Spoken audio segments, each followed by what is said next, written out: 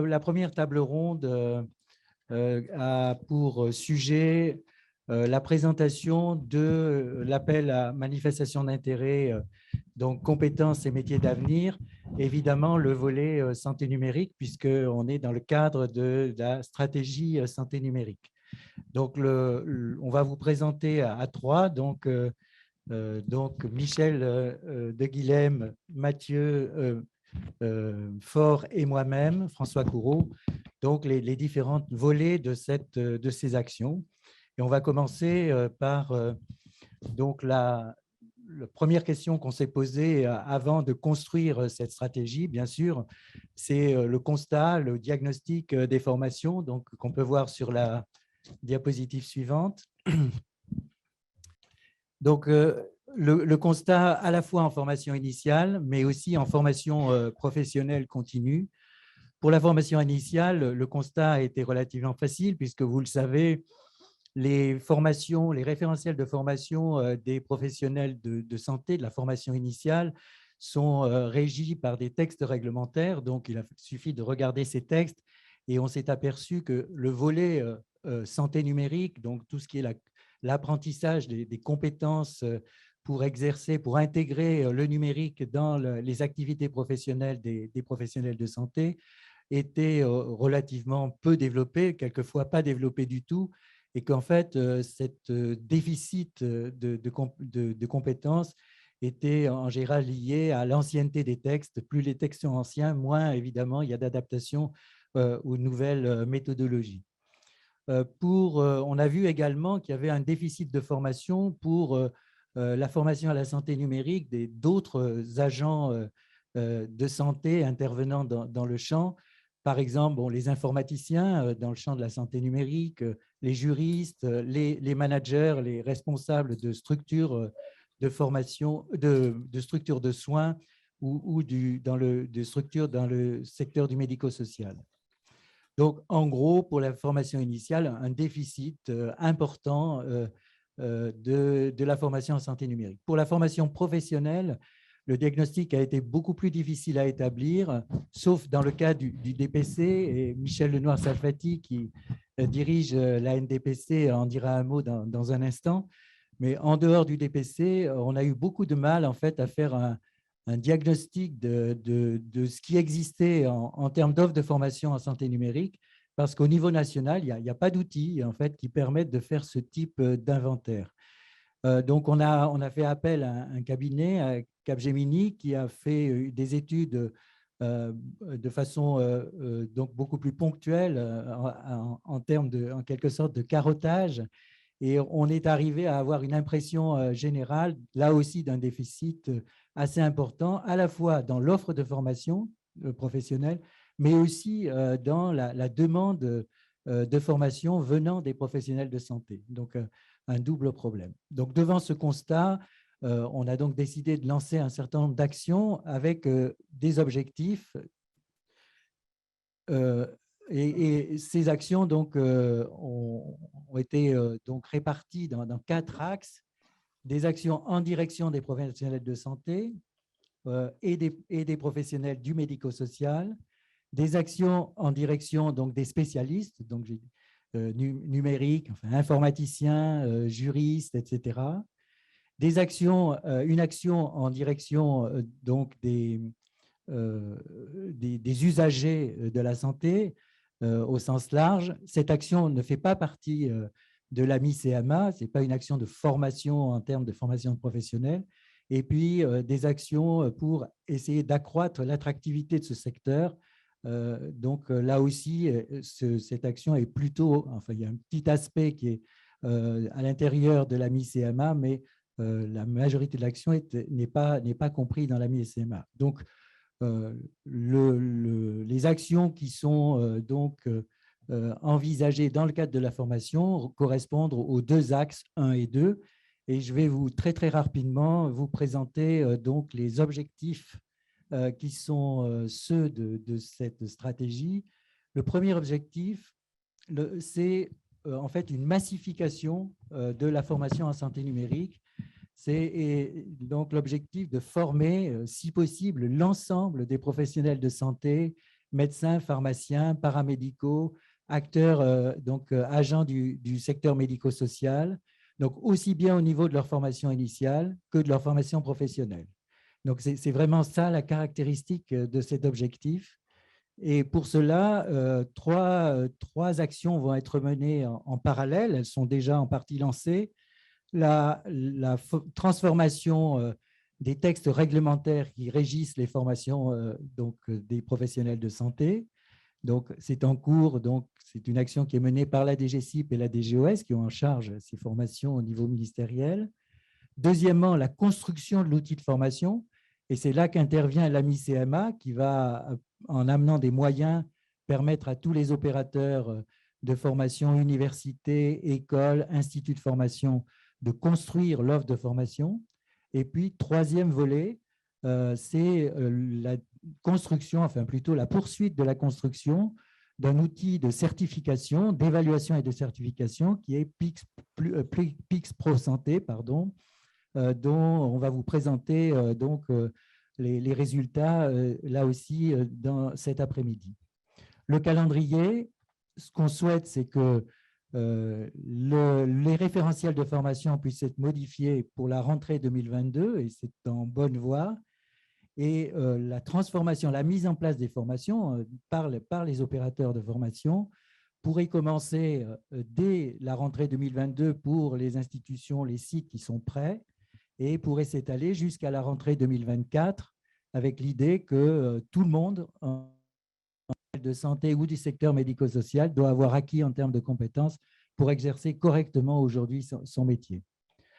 Donc, le deuxième objectif, à côté de ce module transversal identique à toutes les professions, il est envisagé donc de construire des formations spécifiques avec deux volets, des formations spécifiques d'abord pour les professionnels de santé, donc à côté du module transversal, des modules donc spécifiques à telle ou telle profession qui probablement, dans un certain nombre de cas, se situeront non plus au premier cycle comme le module transversal qui visait absolument tous les professionnels, mais qui pourra se situer aussi au cours du deuxième ou troisième cycle des études médicales, pharmaceutiques ou paramédicales. Ces modules auront donc vocation à petit être intégrés dans les référentiels nationaux et ils auront aussi vocation à être ouverts à la formation professionnelle continue sous la forme donc, qui commence à devenir bien connue, donc des blocs de compétences qui permettent l'utilisation soit en formation initiale au sein d'une formation à un diplôme, soit en formation continue.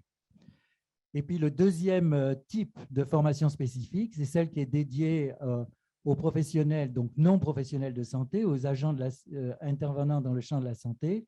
Donc on l'a dit tout à l'heure, donc les informaticiens avec le projet de construire 10 parcours de master ou de spécialité d'ingénieur, donc permettant un double cursus, informatique et santé, et puis également des modules de sensibilisation. Donc ces actions font partie, enfin composent ce qu'on a appelé l'action 2 dans l'AMI-CMA. Deuxième type de spécialistes, les juristes, qui, plutôt dans l'ordre de la diapositive, ça sera plutôt les managers, les cadres de direction des établissements, avec une attention particulière aux agents, ces cadres de direction qui vont avoir des responsabilités de DSI. Là, c'est sûr qu'il y a absolument besoin d'une formation spécifique. Donc, c'est l'action 3. L'action 4, c'est en direction des juristes, j'avais un peu anticipé. Et l'action 5, c'est les spécialistes des affaires réglementaires et de l'évaluation de conformité. Donc, c'est un peu plus spécifique, mais là, il y a un besoin de spécialistes extrêmement important. Il y aura, on envisage donc de financer 3 parcours de master et des modules de sensibilisation. Donc voilà très rapidement brossés les 2 grands objectifs, la massification pour les compétences de base et les formations beaucoup plus spécifiques, à la fois pour les professionnels de santé et pour les spécialistes, les autres agents du secteur santé non professionnels du soin. Donc, ces actions vont être présentées, détaillées et présentées plus en détail donc, par Mathieu. Et puis, dans la troisième partie donc, de cette table ronde, Michel de Guilhem, qui représente la Caisse des dépôts et consignations, insistera sur les aspects plus opérationnels, plus pratiques de la mise en route de la MICMA. Donc, Mathieu Faure, qui travaille à la DNS, va donc vous présenter. Parfait. Merci beaucoup, François. Bonjour à tous. Je me joins à François pour nous excuser au niveau des soucis techniques qui sont tous en train d'être réglés petit à petit. Donc, effectivement, un AMI, comme vous avez pu le voir, qui est à la fois ambitieux et puis surtout exhaustif et qui vise vraiment à rattraper ce retard et à combler ce manque de compétences, et tant au niveau des professionnels de santé qu'au niveau des experts du numérique en santé. On va détailler un tout petit peu plus donc, les 5 actions qui détaillent cette AMI compétences et métiers d'avenir. Donc, la première qui est à destination des professionnels de santé et des travailleurs sociaux avec vraiment un objectif central, c'est comment généraliser l'enseignement du numérique en santé de façon socle et transversale. Voilà. L'objectif, vraiment, c'est important d'avoir ces deux mots socle et transversal, c'est-à-dire on s'est posé la question, c'est quoi les compétences de base que doivent avoir n'importe quel professionnel de santé, que ce soit médecin, infirmier, pharmacien. Il faut vraiment que tout le monde, tous les professionnels de santé demain aient ces compétences-là.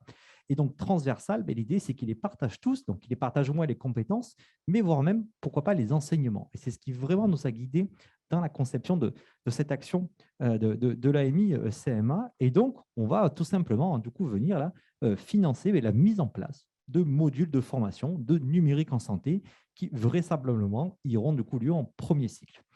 Ces enseignements se baseront sur le référentiel de compétences numériques en santé qu'une fois de plus, nous allons travailler collectivement et qui vous sera présenté et détaillé dans la deuxième table ronde.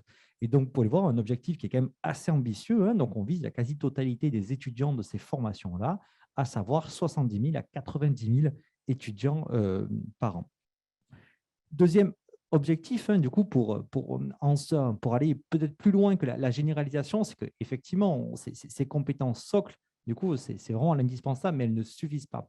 On a conscience que certaines spécialités, certains exercices, nécessitent d'aller un petit peu plus loin. Et donc, les établissements qui vont répondre à cette AMI-CMA sur cette action spécifique vont pouvoir proposer pour des spécialités, finalement, quelques enseignements au numérique en santé. Et ça sera dans ce cadre-là qu'ils pourront travailler sur des définitions de ces compétences qu'il faut avoir pour ces spécialités-là, dans une optique de finalement les travailler de façon plus globale au national pour que petit à petit, elles intègrent également les référentiels nationaux. Et enfin, bien entendu, donc là, on parle beaucoup de la formation initiale, c'est quand même le cœur de l'AMI, mais on va demander à ce que l'ensemble de ces modules de formation, qui vont donc être rendus directement accessibles à tous les étudiants de formation initiale, puissent également être proposés en formation continue. Et donc là, on voit bien notre effort qui est de promouvoir, en tout cas, étoffer énormément l'offre de numérique en santé en formation continue, car comme l'a pu présenter François, elle fait clairement défaut à l'heure actuelle. Alors, qui peut y répondre et comment? Il y a dans cette action 1 une logique qui nous paraît vraiment, vraiment importante, c'est la logique de créer des pôles territoriaux.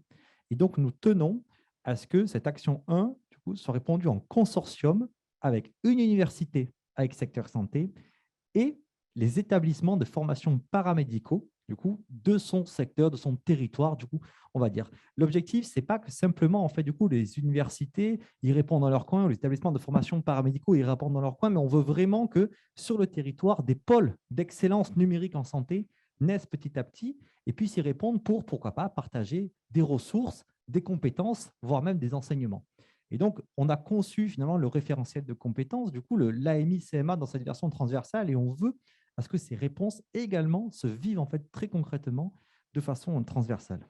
Bien entendu, ces consortiums, en complément de cette université à composante santé avec secteur santé et des établissements de formation paramédicaux, pourra s'adjoindre les compétences d'autres établissements de l'enseignement supérieur des établissements de santé, des établissements aux services médico-sociaux ou d'autres structures, en fait, les ARS, voire même des structures privées qui agissent au quotidien dans l'enseignement, tant pour apporter leur expertise potentiellement sur le numérique en santé, ou voire même pour venir outiller du coup les établissements sur la dématérialisation, sur la gamification, sur la simulation, pour que ces enseignements du coup au numérique en santé finalement deviennent également représentatifs du futur de l'enseignement.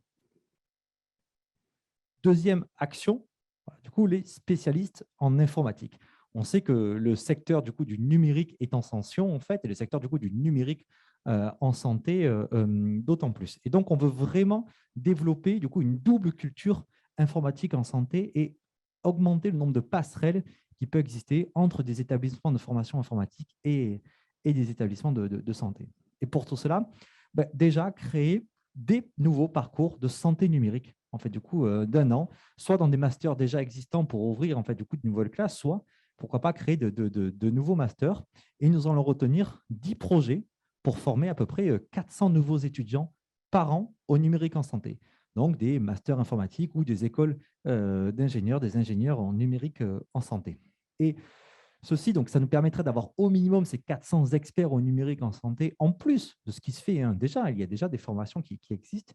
Mais au-delà de ça, il nous a paru aussi intéressant d'avoir des modules de sensibilisation dans des masters ou des écoles d'ingénieurs existantes. Et pour que, même si on ne va pas forcément développer des expertises très pointues au numérique en santé en complément, mais de se dire que ce sujet du numérique en santé est vraiment important et laisser la possibilité à ces étudiants de s'acculturer, et pourquoi pas, du coup, en fait, par la suite, de rejoindre ce secteur. Et enfin, bien entendu, toujours cette logique de proposer ceci en formation initiale, mais également en formation en continu pour que les informaticiens, du coup, les ingénieurs déjà en activité puissent du coup potentiellement monter en compétences sur ce secteur et pour qu'ils puissent venir le rejoindre.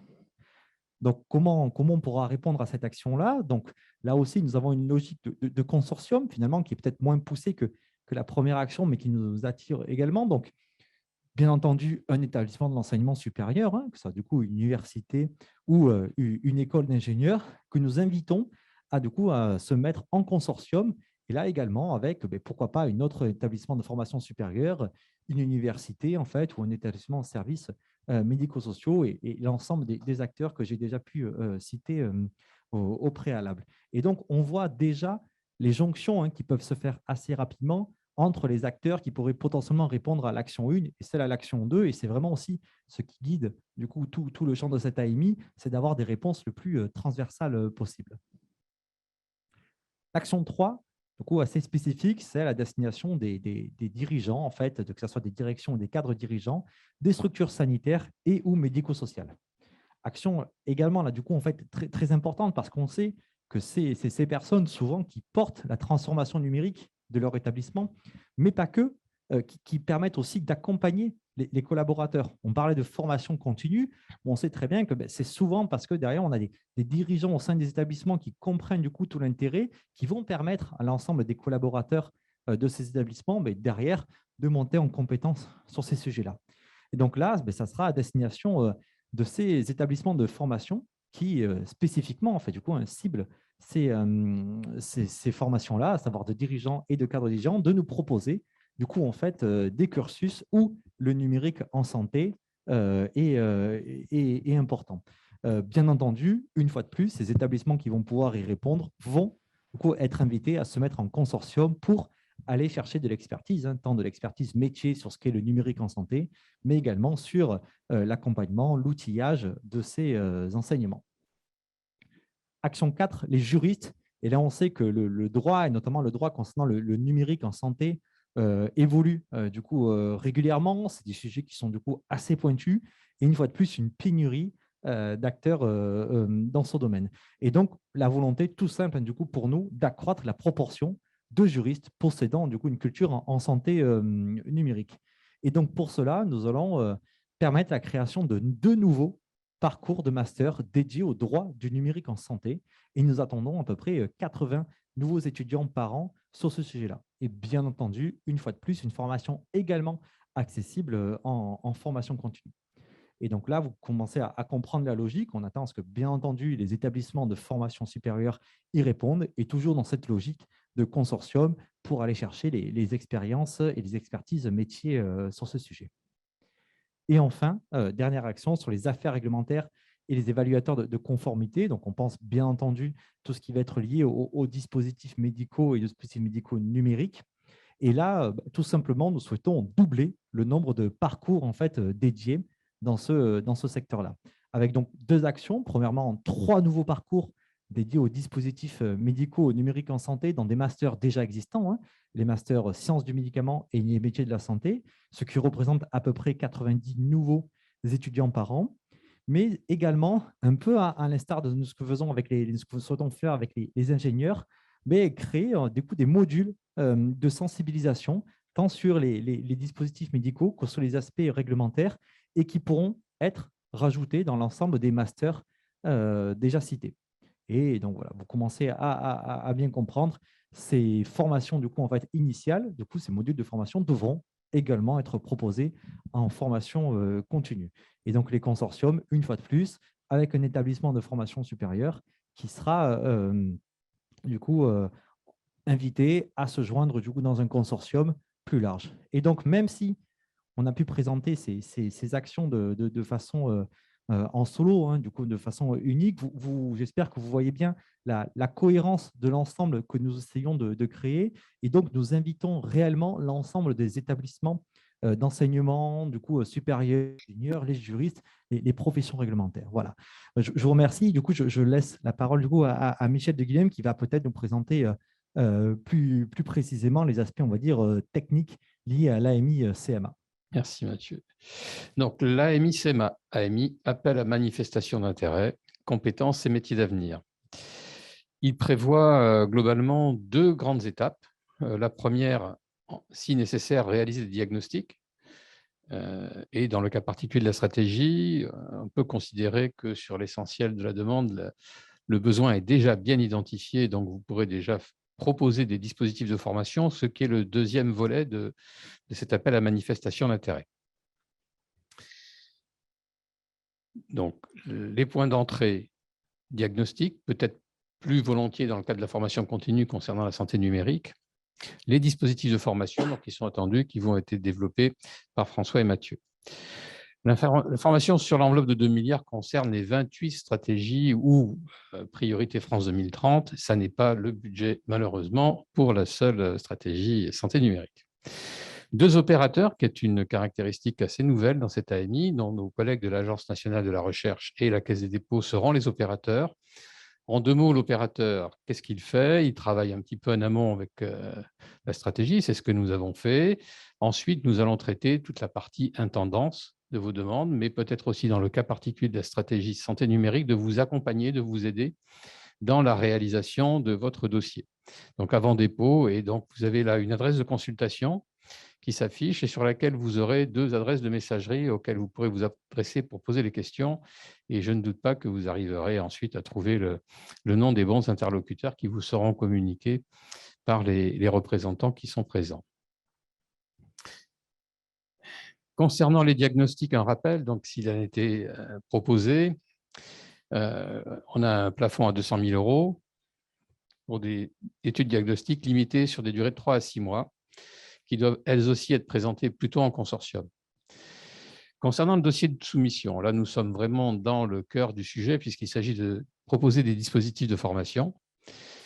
Il faut donc aller sur le site de l'ANR, site de soumission, sur lequel vous aurez directement faire la saisie de votre demande, de votre projet.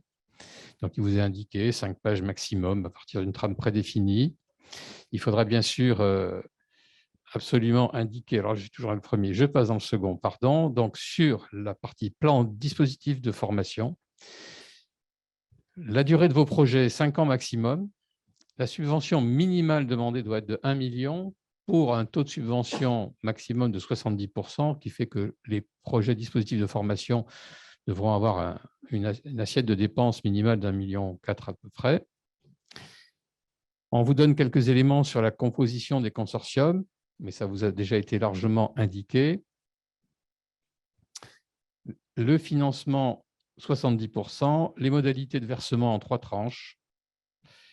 Et donc, il vous restera à trouver 30% de cofinancement, si vous parvenez à trouver des cofinancements privés, vos dossiers auront un regard beaucoup plus attentif. Concernant les dépenses éligibles, pour l'essentiel, l'immobilier est exclu et tous les coûts directs dont vous avez l'habitude dans tous les appels à manifestation d'intérêt sont éligibles. Les cofinancements, donc les 30%, peuvent avoir également une origine européenne, ce qui est une nouveauté dans cette AMI. Le taux de l'aide, il sera calculé en fonction des différentes actions, sous-actions que vous aurez, des établissements porteurs de ces actions ou sous-actions, sachant que les taux d'aide vont être modulés en fonction que l'on va aller plutôt vers des actions de formation initiale ou de formation continue. Les modalités de versement vous ont déjà été présentées. La pérennisation du projet est un élément clé, c'est-à-dire que la volonté des porteurs de cette AMI souhaite qu'au-delà de la période des 5 ans d'aide, les projets puissent avoir une continuité. La question pourrait être posée concernant le financement des actions de formation. La formation en elle-même, la dispense de formation pourrait être prise en charge pendant 2 ou 3 ans, jusqu'à l'obtention de l'inscription du diplôme ou du certificat de qualification. Et c'est donc une phase d'amorçage, mais qui ne peut pas être pérenne. Voilà, je crois que j'en ai terminé.